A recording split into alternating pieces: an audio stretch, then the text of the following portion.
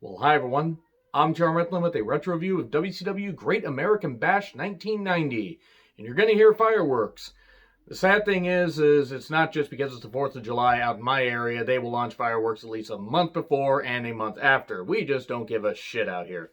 But anyway, I wanted to take a look back at what was considered a pretty damn good WCW pay-per-view and see how it holds up after nearly 30 years. We're coming up on the 30-year anniversary of when Sting beat Ric Flair in the main event for the NWA World Championship.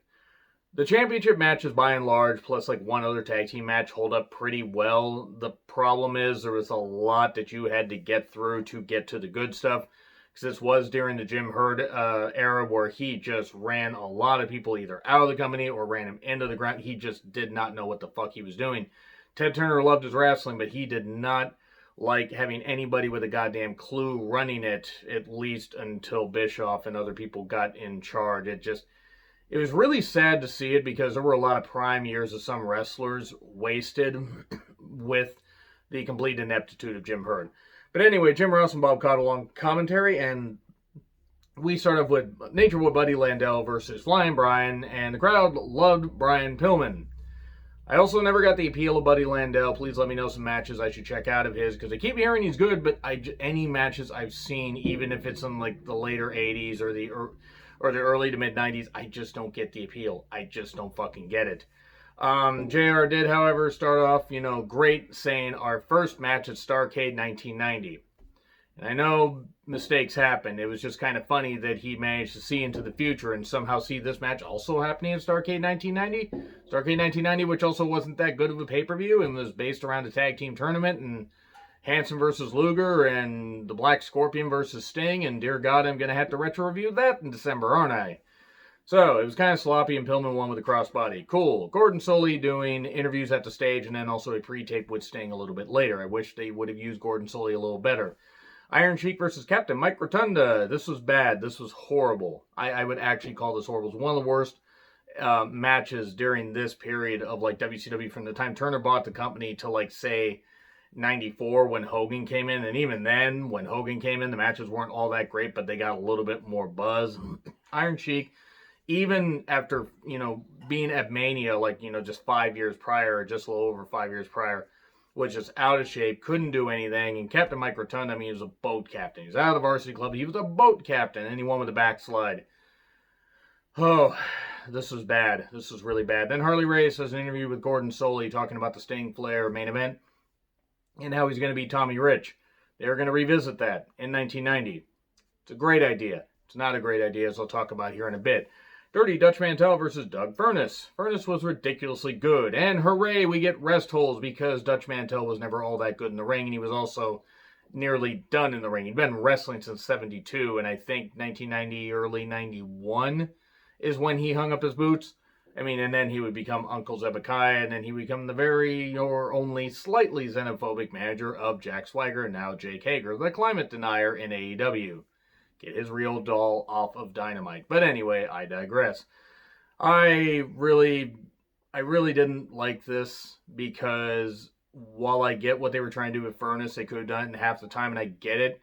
They're trying to, give them, let's give a big pay-per-view performance. But here's the thing, Dutch Mantel really wasn't a pay-per-view quality wrestler in 1990, and he snapped belly to belly, won it for Doug Furnas. Thank fucking Christ. We then get a Cornette promo talking about the U.S. Tag Team Championship match that's going to be coming up between the Southern Boys and the Midnight Express. Then we get Tommy Rich versus Harley Race. Gary Michael Capetta, who I absolutely love as a ring announcer, was given the line to former great world champions. Tommy Rich held the NWA World Championship for 2 weeks, maybe 3 at the most. It's a big deal at the time, but Harley Race, 7-time world champion, 8 times actually, because he did beat Flair in 84. It just wasn't recognized. A lot of people tend to forget that. I don't think he held it for very long. But yeah, no, this was not good. Race was nearly done. He had all the injuries in the world, and Tommy Rich, it wasn't happening in 1990. And he does a crossbody, and then Race reverses it, and Harley Race pins Tommy Rich, I believe, for Race's last pay-per-view win. I don't think that he wrestled that many more matches after this. I don't know if he wrestled on Halloween Havoc. Man, I'm gonna watch that eventually in October. I can't remember if he wrestled on that. Just why was this happening? I know that Tommy Rich was in the opening tag teaming with, I want to say, Ricky Morton against the Midnight Express, but I'll get to that when I get to it. This was not a very good. It was not a very good match at all. So far we're not really doing that good with the first 4 matches. And then we have me, Mark Callis, and Paulie Dangerously. It's great that these two got to work together because they never had anything to do with each other after this, except that match in New Orleans. You know, the one where we went streaking. Oh, and it's broken. And it was about the Lex Luger U.S. title match that they're going to have later. And then the Southern Boys, Tracy Smothers and Steve Armstrong versus the Midnight Express with Jim Cornette. U.S. Tag Team Championship match. Magnifique. This is great. And I'm going to offend a few French people that are watching my show. And thank you guys for watching. If you are, I'm sorry. I meant no offense.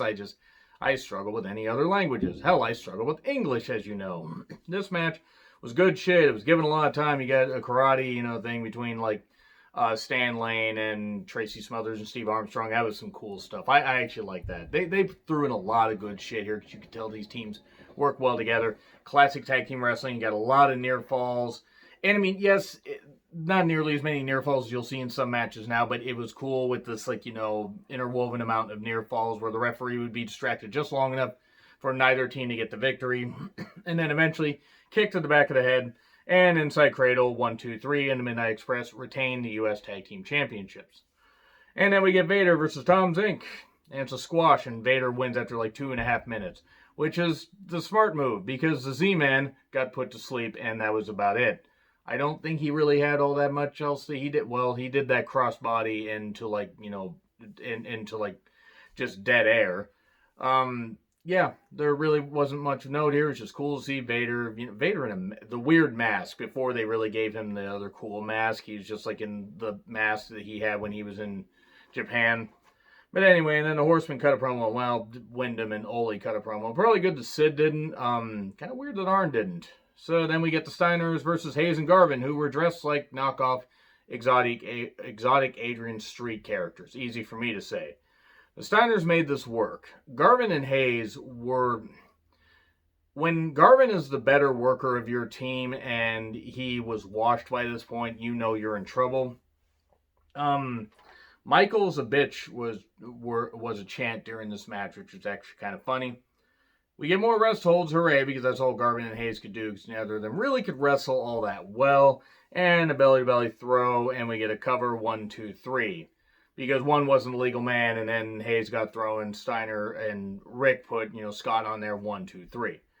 And then we get the dudes with attitudes, which was Paul Orndorff, Junkyard Dog in 1990. Oh boy, that was a bad idea. And Elegante, an even worse idea. Apparently really nice guy, but he never should have been in the goddamn ring. And they took on the Horsemen members, Barry Windham, Arn Anderson, and Sid. Oh boy. It wasn't good, and with a DQ. They did the over-the-rope DQ thing, except Junkyard Dog went over the rope onto the ramp, because this is when they had the ramp to the ring. Yeah, this wasn't good. This was not good at all. You could skip this one. I mean, if you want to watch them try to run in fear of Elegante, despite the fact they didn't really do anything, yeah, this would be the best way to save some time, but this wasn't very good. Lex Luger versus Mean, Mark Callis with Paulie Dangerously for the U.S. Championship. Laborious would be a kind way to describe this, and I didn't expect them to do a whole bunch of flips and everything. I am not fond of giving credit to Lex Luger, especially when it comes to the U.S. Championship, but he did help establish that as a top-tier championship.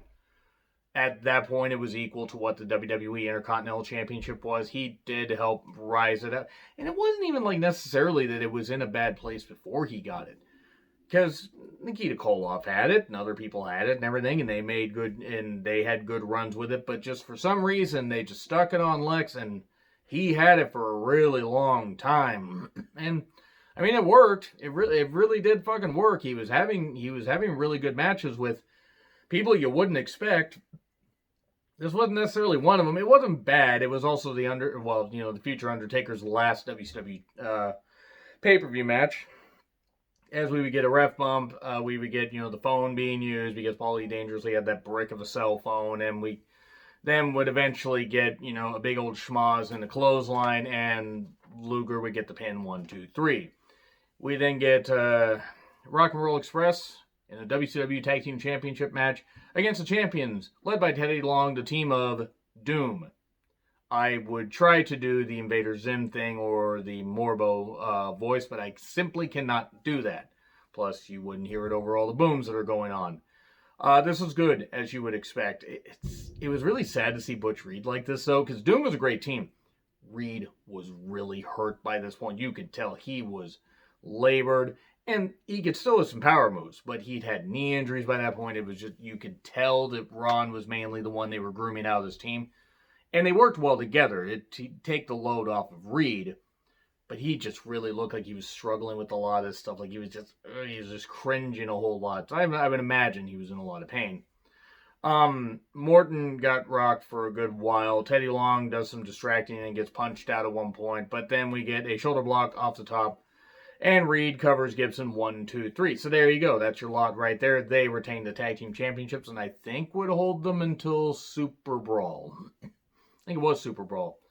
And then we get the big one. It's Sting versus Ric Flair NWA title. Almost said tag title, but title, the NWA championship, the World Heavyweight Championship, the big, the 10 pounds of gold, all that stuff. Well, this is like Big Goldie. The dudes with attitudes, which was actually Steiner, and it was Steiner, Orndorff, the Steiners, Orndorff, and JYD. So basically it was the Steiners and Orndorff, because JYD, bless him, just he was there physically, but he wasn't there emotionally. Like you could just tell he was done. He was wiped out. And they were there to prevent the Horsemen, Ole, Arn, and Sid from interfering. Well, actually, Ole was handcuffed to Elegante, but it was Wyndham, Sid, and Arn. And the match was great. This was actually supposed to happen at Wrestle War, but unfortunately, Sting suffered the torn ACL, I believe. 2 weeks, I think it was the Clash of Champions just before Wrestle War. And then they had to switch Luger face, and they had to delay it and everything. And then that's why Flair faced Luger for a while, and why Luger remained babyface until, Great American Bash 91. And then all that, but that's another story for another day. This was a good match. Sting was testing the knee and everything, doing some good shit. Press slam. He did a really good crossbody. You could tell, obviously, Flair was leading this, but Sting was holding up his end of the bargain. At one point, when Sting mounted Flair, JR said, "It's Fist City," and I promise you that I dealt with that in the most mature way possible. If you believe that, boy, you have not been watching this channel long enough. Sting eventually wins with an inside cradle after a big old schmoz with dudes with attitudes and everything and all that, and them battling on the ramp. But yeah, inside cradle 1, 2, 3. Sting's all fired up. Even gets a sparkly face of himself, like with fireworks and everything, because he's the new guy. And then Flair would win the title back, I believe, in early January. Then hold it till he left, because Jim Herd was a fucking idiot. This pay-per-view had its good moments. It was more good than bad. Just the problem is like you see a lot of these earlier matches where you're like, boy, this pay-per-view would have been almost better at 2 hours, and you could just cut some of this shit out. Like, no offense, there's some of those matches didn't belong on pay-per-view. But let me know what you think in the comments. Like, share, subscribe, Twitter handle in the description. I'm John Ritland. I'll see you soon.